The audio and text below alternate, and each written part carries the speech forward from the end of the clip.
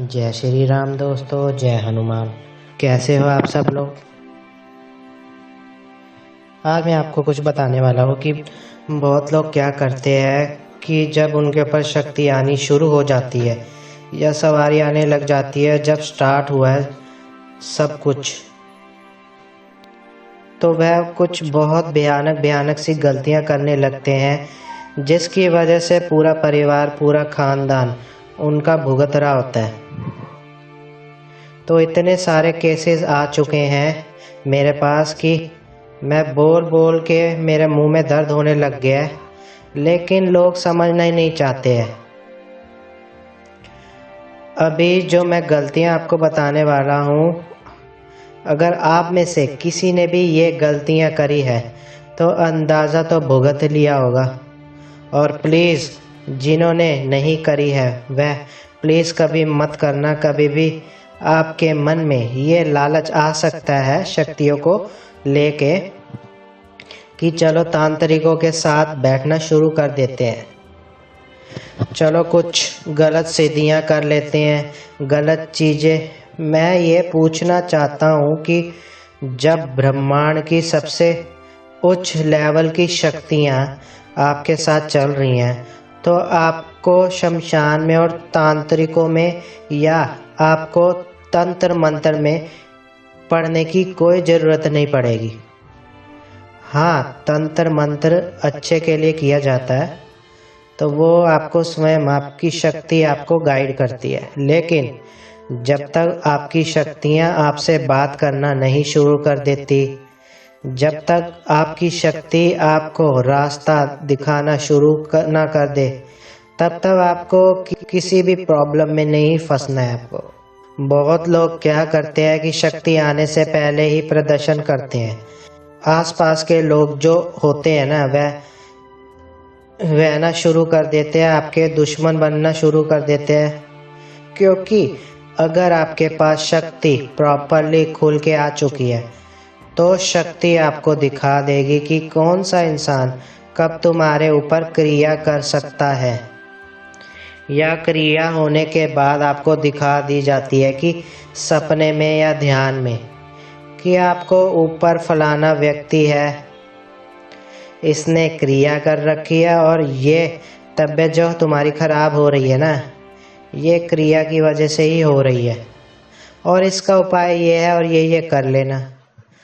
तो जब तक आपको शक्ति इतना इलेबरेट नहीं कर पाती है, जब तक शक्ति इतना रास्ता आपको दिखाती नहीं है, तब तक आपको या तुम्हें सबको शक्ति तो सक्षम होती है, बट हम सक्षम नहीं होते उसकी आवाज़ सुनने में। तो जब तक आप सक्षम नहीं हो इस चीज़ में, तब तक आपको अपनी शक्ति का प्रदर्शन नहीं करना है, किसी को भी नहीं बताना है, अपने अंदर ही रखना है।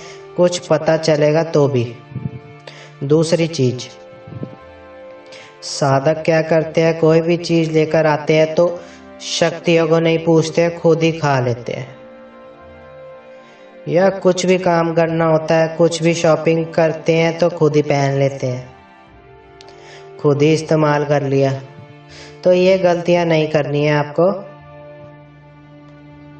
जितने भी साधक हैं, सबसे पहले जो भी चीज़ लेकर आते हैं बाहर से, इवन एक लड्डू भी लेकर आ रहे हैं, अपने श्रृंगार का सामान भी लेकर आ रहे हैं, कपड़े लेकर आ रहे हैं, कोई नए घर में प्रवेश भी कर रहे हैं, तो शक्ति को पहले अर्पण करो। शक्ति के ऊपर सब कुछ समर्पित करना सीखो, क्योंकि उसी की वजह से तुम्हारे घर में दाल रोटी चल रही है। कोई भी चीज ला रहे हो, पहले मंदिर में रखो, शक्ति को बोलो ग्रहण करने के लिए, हे बाबा आप पहले ग्रहण करो, फिर मैं ग्रहण करूँगा। चाहे कोई भी चीज हो, कहीं पर जाने वाले हो शक्ति को लेकर, कहीं पर भी ऐसी जगह जाने वाले हो आप जहाँ पर नहीं जाना चाहिए, सोच रहे हो, तो पहले शक्ति से बात करो कि शक्ति को बोलो मुझे जाना है, मुझे जाना चाहिए या नहीं जाना चाहिए। वो बोलेंगे आपको उनकी आवाज़ नहीं सुनाई देगी वो बोलेंगे तो आपको क्या करना है, बोल करके छोड़ देना है। अगर वहाँ पर जाकर आपका नुकसान होने वाला है तो वह शक्ति आपको रोक लेती है, नहीं जाने देती है। आपको मन ऐसा कर देगी कि आपका मन नहीं करेगा, आपके पैरों में दर्द होने लग जाएगी, आपके सर दर्द होने लग जाएगा और आपको कोई इम्पोर्टेंट काम आ सकता है। आप कोई और जगह जा सकते हो उसी समय पर। तो शक्ति का काम है वो रोक लेती है आपको, उसका आपको टेंशन नहीं लेना है। शक्ति को पहले प्रेफरेंस देनी है। सवारी वाले व्यक्ति हमेशा गलती करते हैं और इसी वजह से वह हमेशा रोते हैं। खाना खाने से पहले शक्ति को आप अर्पण करो, पानी पीने से पहले आप शक्ति को अर्पण करो, उठते बैठते उनका नाम लो, तभी तो उनकी ऊर्जा तुम्हारे अंदर बढ़ेगी, ना तभी तो आप उनकी आवाज़ सुन सकते हो। और सवारी आने के बाद तुरंत शक्ति आपसे बात नहीं करने लग जाती। सवारी आने का भी बीच का प्रोसेस है। 50% प्रोसेस हो चुका है सवारी आना। उनसे बात करना जो है, अगर जिस दिन आपकी उनसे बात होनी शुरू होगी ना, वह 100% का लेवल आपने कंप्लीट कर लिया। सारे चक्र आपके खुल गए। तांत्रिकों से पंगे नहीं लेना। बहुत सारे लोग आते हैं मेरे पास कि हमारे पास सवारी आती थी या शक्ति आती थी, हमें कोई विद्या नहीं पता, गुरु नहीं है हमारे पास। अब कोई हमारे पीछे पड़ गया हाथ धो के, जो हमारे पे क्रिया कर रहा है। तब से शक्ति आना बंद हो गई शरीर पे। मेरे शरीर में दर्द होने लग गया, मेरे शरीर में बहुत ज़्यादा कंपन होने लग गई, जैसे लग रहा हो कोई टूट टूट के चीज़ें भाग रही हो बाहर की तरफ। तो आपके शरीर का बंधन करना आसान हो जाता है फिर, जब आपके पास गुरु नहीं है आपके साथ। तो इसलिए कहा जाता है कि या तो गुरु विद्या रहे तभी आप दूसरे का उपचार कीजिए, नहीं है तो गुरु विद्या नहीं है, गुरु नहीं है, अभी समय है, खुद दिल बता देता है यार अभी समय है मत करो ये काम। लेकिन हम सुनते नहीं है ना, हमको तो करना है, हमको दिखाना है लोगों को। तो आपको उस समय रुक जाना है। कोई तांत्रिक अगर आपके पीछे पड़ गया ना बेटा, तो फिर वह छोड़ेगा नहीं तुम्हें, भटकते रह जाओगे जिंदगी भर। तो पंगे नहीं लेने हैं किसी से, ठीक है। कोई तांत्रिक तुमसे मिल रहा है या तुम्हारे घर में कोई तंत्र मंत्र कर रहा है या तांत्रिक बैठा हुआ है, उससे दूर रहना है। उसके घर का खाना पीना नहीं है, उससे बात नहीं करनी है, उसको घर में आने नहीं देना है, उसके घर पे तुमको भी नहीं जाना है, तुम्हारे फैमिली मेंबर्स को भी नहीं भेजना है। कब वह क्या करके तुम्हारी शक्तियों को कंट्रोल कर ले, बांध दे, तुम्हें नहीं पता। तो ये गलती नहीं करनी है सवारी वाले व्यक्ति को। इसलिए सवारी वाले व्यक्ति को ना आइसोलेट करना रखना होता है, अपने आप को आइसोलेट में रखना होता है, एकदम अकेले रखना होता है अपने आप को। सिर्फ जिस पर भरोसा है वह उसी को अपने साथ रख सकता है। अपने बीवी बच्चे, अपने परिवार वालों पर भी उसको डाउट होने लग जाता है, क्योंकि शक्ति उसको बताने लग जाती है कि ये कहीं गलत जगह से आ रहा है, ये करने वाला है कुछ गलत। तो जब तक शक्ति बता रही है तब तक तुम क्यों कर रहे हो, हाथ क्यों डाल रहे हो इस चीज़ों में। सवारी आने वाले के बाद व्यक्ति लोग बहुत ज़्यादा गलतियां करते हैं। कहीं भी खा लिया, कहीं भी घूम आए, कहीं भी कुछ भी कर लिया। मैं समझ सकता हूँ आपके पास गुरु नहीं है, आपको नहीं कोई बताने वाला, लेकिन आपको आपकी शक्ति डे 1 से बता रही है ना कि आप सुन क्यों नहीं रहे।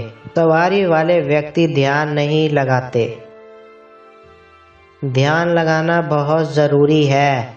भले ही कुछ करो, जाप करो चाहे मत करो, कुछ भी करो चाहे मत करो, जाप करना ज़रूरी तो है ही, लेकिन उससे ज़्यादा ज़रूरी है वो ध्यान करना। ध्यान आपको करना ही करना है। ध्यान नहीं करोगे तो आपको प्रॉब्लम हो सकती है।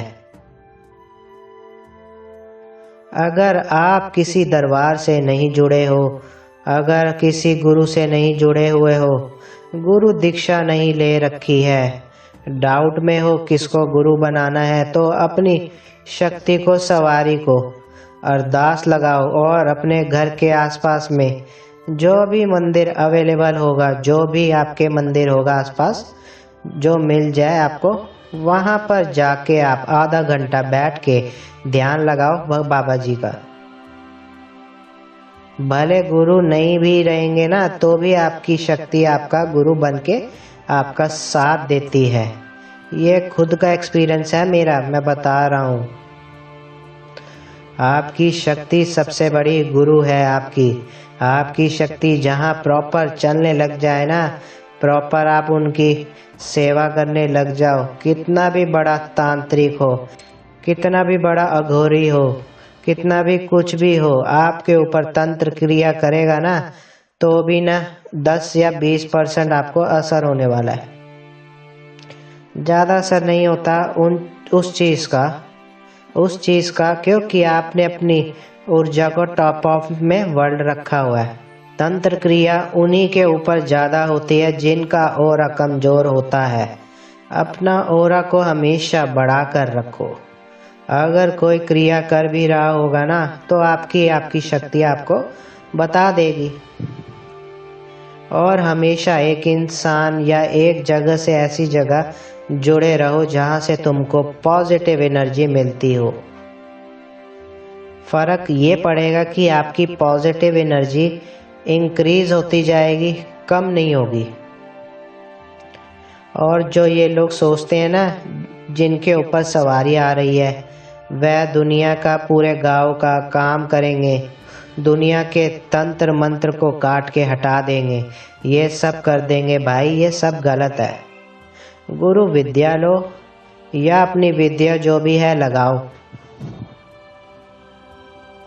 थोड़ी सी ध्यान लगाओ, दिमाग लगाओ, और तंत्र मंत्र जो आप काट रहे हो ना, उसको काटने के लिए जगह होती है, सामान लगता है, मंत्र लगते हैं, बहुत चीज़ें लगती हैं। और ये गलत है सोचना कि आपके ऊपर कोई क्रिया नहीं कर सकता। क्रिया कभी भी किसी के ऊपर की जा सकती है, लेकिन अगर आपने अपने ईष्ट को खुश नहीं रखा अपने पास, अपने शक्ति को बढ़ा के नहीं रखा है अपने पास, तो आपके भी देवी देवता कम पड़ जाते हैं, क्योंकि हम देवी देवता को स्वयं नहीं पूरा प्राप्त कर रहे, हम उनकी ऊर्जा को प्राप्त कर रहे हैं अपने कर्मों से। तो ऊर्जा का क्या है, ऊर्जा तो ऊपर और नीचे होती रहेगी, तो क्रिया तो कभी भी कैसे भी कर सकता है ना आपके ऊपर। ये चीज़ आपको समझ में आनी चाहिए। जितने भी लोग आज भटक रहे हैं अपनी शक्तियों को पाने के चक्कर में, उन लोगों से जाके मैंने बात की है, उन लोगों ने मुझे खुद बताया कि हमने पूरा जीवन बिता दिया, हमको हमारी शक्ति मिली ही नहीं रही है, क्योंकि कोई तांत्रिक तंत्र मंत्र कर रहा है, तंत्र मंत्र कर रहा है उनके ऊपर। तो ये चीज़ें आपको हमेशा ध्यान रखनी है। घर में अगर कोई जादू टोना तंत्र मंत्र करता है और आपकी शक्ति आपको बता रही है, तो आपको वहाँ पर सचेत हो जाना है। आपको वो घर या वह जगह, वह इंसान पूरी तरीके से छोड़ना पड़ेगा ना, अगर आप अपने आप को खुश देखना चाहते हो, अपने परिवार को खुश देखना चाहते हो। शक्ति पहले आपके लिए आती है। आप डिसाइड करते हो कि आपको क्या करना है, जन कल्याण करना है या आपको अपने तक रखना है। तो ये आपका डिसीजन है, शक्ति का डिसीजन नहीं है। शक्ति भी आपको काम करवाएगी, लेकिन वो आपके विरुद्ध जाकर काम नहीं करवाएगी। या तो आपको एक अच्छा गुरु मिलवा देगी कि आप एक अच्छे गुरु से ऑटोमेटिक मिल जाओगे, आपका काम चलना शुरू हो जाएगा धीरे धीरे। आपका भी विश्वास बहुत चाहिए इस चीज़ में, तो धैर्य रखना है। नहीं तो अगर ये गलती करते हो शक्ति आने के बाद, तो क्या होगा, शक्ति आपके साथ रह के भी नहीं रहेगी। आपके घर में कलेश ही कलेश रहेगा, माँ बाप सब बीमार रहेंगे, सब लोगों को प्रॉब्लम हो जाएगी। तो भूत प्रेत उतारना इतना आसान नहीं है।